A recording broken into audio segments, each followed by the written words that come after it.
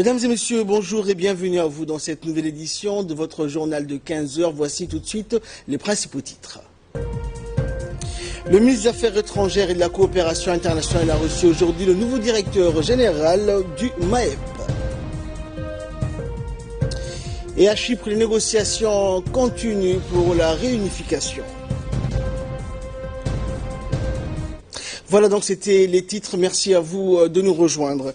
Le ministre des Affaires étrangères et de la coopération internationale, Mahmoud Ali Youssouf, a reçu hier une visite de courtoisie du nouveau directeur général du mécanisme africain d'évaluation par les pairs, le MAEP, le professeur Edi Maloka. Introduit par les responsables du MAEP au niveau national, en l'occurrence M. Abdi Elmi Ashkir, président coordinateur national du MAEP, M. Abdelkarim Madan Cher, secrétaire national exécutif du MAEP, et de Moussa Mohamed Omar, représentant du point focal du MAEP. Au cours des échanges, le nouveau responsable continental du MAEP a expliqué au ministre des Affaires étrangères que son séjour dans notre pays s'inscrit dans le cadre de la tournée de prise de contact qu'il effectue avec les autorités des États africains participant au mécanisme d'évaluation par les pairs.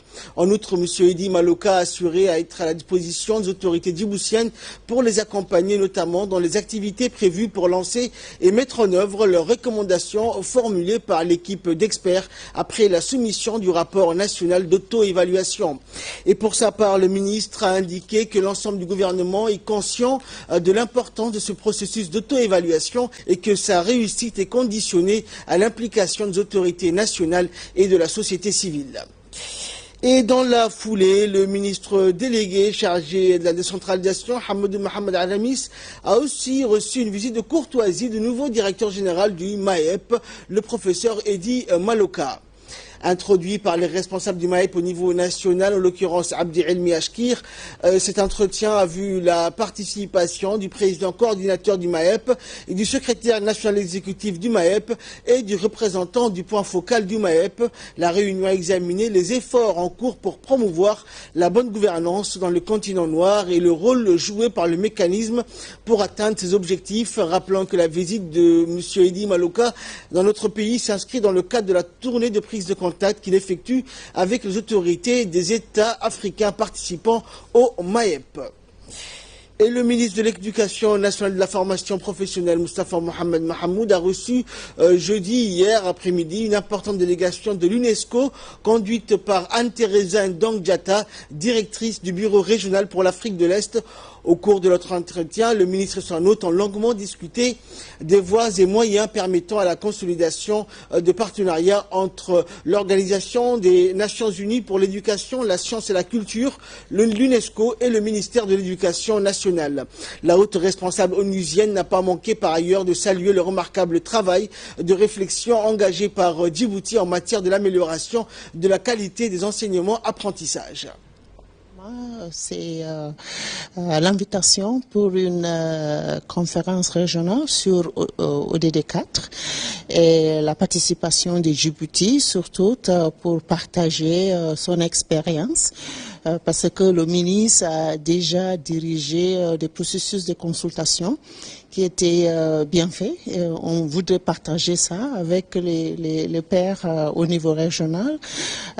J'ai aussi l'intention de savoir exactement les priorités de Djibouti et pour voir dans quelle mesure on peut accompagner Djibouti. On a beaucoup parlé de croissance économique inclusive et pour cela, on doit aussi tourner vers les jeunes, mais avec l'implication forte du secteur privé. Également dans l'actualité, le CRIPEN a abrité cette semaine une cérémonie de remise à l'important don de manuels scolaires offert par le Royaume d'Arabie Saoudite à la République de Djibouti et destiné aux établissements d'enseignement privé de langue arabe. La cérémonie de réception qui s'est déroulée au CRIPEN a vu la présence de hauts cadres et responsables du MENFOP, notamment le secrétaire général Mohamed Abdallah Mahyoub, le secrétaire exécutif, le directeur général du CRIPEN, le directeur de l'enseignement privé, ainsi que les chefs d'établissement des écoles de langue arabe. Après le mot de bienvenue du directeur général du CRIPEN, le chargé d'affaires de l'ambassade de l'Arabie Saoudite à Djibouti, Hassan Mohamed Al-Ahmari, s'est dit heureux de procéder encore une fois à ces donations qui s'inscrivent dans le cadre des accords de coopération en matière de de sciences, d'éducation et de culture conclu entre les ministres djiboutiens et saoudiens à Riyad l'année dernière. De son côté, le secrétaire général du MENFOP, Mohamed Abdallah, a exprimé ses sincères remerciements au nom du ministre de l'Éducation nationale et s'est dit assuré que ces deux nations témoignent encore de la fructueuse coopération académique et culturelle dans laquelle se sont engagés ensemble la République de Djibouti et le Royaume d'Arabie Saoudite. Et enfin, le chargé d'affaires de l'ambassade d'Arabie Saoudite à la remise officielle des lots de livres au secrétaire général du MENFOP a noté que cet important lot de manuels scolaires est destiné aux établissements privés de langue arabe et couvrira l'ensemble des disciplines et des niveaux d'enseignement allant du primaire au moyen et au secondaire. Santé à présent, le ministre de la Santé, Dr Jama El-Mi'ou, qui a reçu dans son bureau une délégation de l'Agence des États-Unis pour le développement international conduite par le représentant de l'USAID, Gabriel Gros, et accompagné de Rabia Matin, représentante adjointe de l'USAID, et de Mansour Ahmed, chargé de programme santé de l'USAID à Djibouti. Ont assisté à cette rencontre le secrétaire général Ahmed Roblé, de l'inspecteur général des services de santé, ainsi que le haut cadre du ministère de la Santé. Les différents points de discussion entre le ministre de la Santé et l'équipe de l'USAID portaient notamment sur l'appui de l'USAID dans la lutte contre les 3 maladies prioritaires, à savoir le VIH-Sida, la lutte contre la tuberculose et contre le paludisme, le renforcement de la coopération dans la construction de nouveaux postes de santé dans les zones les plus reculées, également la participation de l'équipe médicale de l'armée américaine dans les différentes caravanes médicales que le ministère de la Santé organise dans les chefs-lieux de 5 régions. La mise en place également d'une réunion mensuelle entre les deux parties. Le ministre de la Santé, Dr Jama El-Mi'ou, a remercié le responsable de l'USAID à Djibouti de l'appui constant de ces dernières que la République de Djibouti bénéficie surtout dans le secteur de la santé. Il a précisé également dans son intervention l'entente et l'accentuation de la future collaboration entre le gouvernement de Djibouti et le nouveau gouvernement américain dans le secteur sanitaire.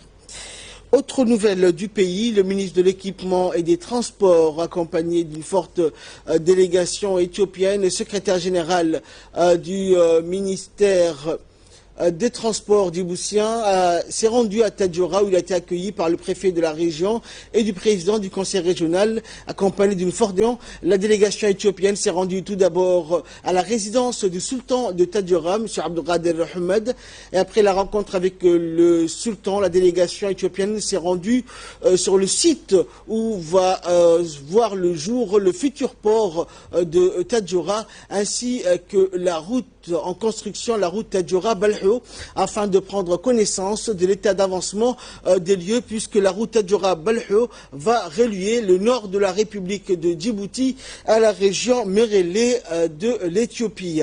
La visite de la délégation a permis au ministre du Transport éthiopien de constater qu'elle avait son importance et qu'il n'était pas moindre et à démontrer l'intérêt que le gouvernement accorde à ce corridor routier qui, sans aucun doute, contribuera non seulement à développer l'économie de Djibouti et de l'Éthiopie et du pays dans son ensemble, mais également favoriser la politique d'intégration régionale entre la République de Djibouti et l'Éthiopie. Est en bonne voie. Donc, et que la ville de Tadjoura également se prépare éventuellement pour accueillir ces projets d'envergure nationale. À cet effet, ils ont réalisé eux-mêmes qu'il y avait des constructions pour accueillir différentes personnes qui se rendront dans le cadre des activités non seulement portières, mais toutes les activités connexes qui seront liées aux activités du port.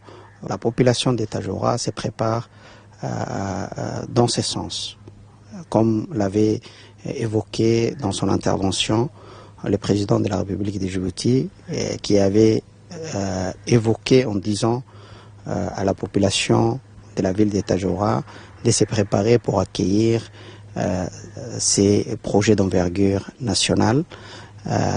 Et la population a répondu positivement et les investisseurs de la région se sont mobilisés dans ces cadres pour construire les hôtels, d'autres infrastructures d'accueil, donc pour répondre un peu aux besoins criants qui vont accompagner les activités. Dans une interview qu'il nous a accordée, le ministre éthiopien des Transports, Ahmed Shide, a exprimé sa satisfaction de visiter la République de Djibouti dans le cadre de la cérémonie d'ouverture de la nouvelle ligne ferroviaire entre Djibouti et Addis Abeba. Il a salué les excellentes relations bilatérales entre les deux pays et la coopération stratégique dans divers domaines. Le ministre éthiopien des Transports a affirmé aussi l'importance que revêtent les différents projets de développement en cours dans la région de Tadjoura, tels que Tadjoura et la route Tadjoura à Balhou. Il a souligné que ces projets renforceront l'intégration économique entre la République de Djibouti et la République fédérale d'Éthiopie. Le ministre éthiopien des Transports, Ahmed Shide, a profité de cette occasion pour remercier le président de la République, Ismaël Omar Guelleh, qui dirige le processus de développement économique et social de la République de Djibouti.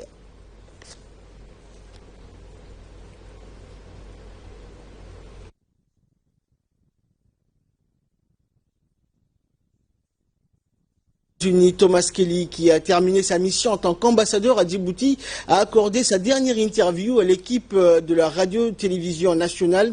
L'une des questions importantes abordées fut les relations bilatérales entre le gouvernement djiboutien et le gouvernement américain suite à la rencontre du chef de l'État, Ismaël Omar Guelleh, avec son homologue américain Barack Obama.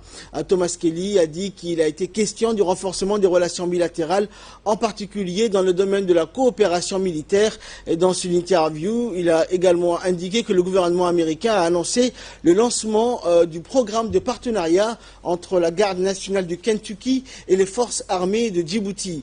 Ce partenariat couvre également la coopération dans le domaine de l'éducation, de la santé, de diverses institutions civiles de cet État américain. Il a cité le cas de l'USAID qui était sur le point de commencer le projet de développement de la main-d'œuvre de 25 millions de dollars pour les Djiboutiens sur les compétences nécessaires pour participer au marché du travail d'aujourd'hui et de demain. L'ambassadeur américain a également cité aussi le cas du forum binational qui a été créé. Il a souligné que celui-ci entrait dans sa 3e année de succès.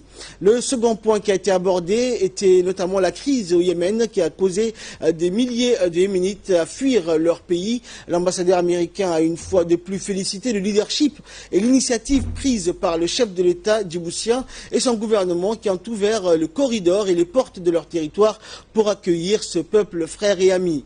Et parmi ces migrants yéménites figuraient, a-t-il dit, des personnes ayant la nationalité américaine qui étaient d'environ 15 000. Il a souligné que la République de Djibouti a permis à ceux-là de partir vers les États-Unis. Et en fin de conclusion, en quelques mots, Thomas Kelly a félicité le gouvernement djiboutien et son chef d'État pour l'inauguration de la nouvelle ligne ferroviaire qui permettra de relancer l'économie et une intégration régionale pour la République de Djibouti et son voisin, la République fédérale démocratique d'Éthiopie. Djibouti, a-t-il conclu, est vers le chemin de la prospérité et le développement économique. Et pour clore l'actualité nationale toujours en nouvelles du pays, hier soir a été célébrée la commémoration du Siyara de Cheikh Moussa lors d'un événement organisé par le Cheikh Bachir Cheikh Idriss Cheikh Moussa à Balbala. C'est après la prière du soir que l'événement a débuté et les habitants des environs du 5e arrondissement se sont rassemblés pour célébrer la commémoration de Cheikh Moussa. Regardez.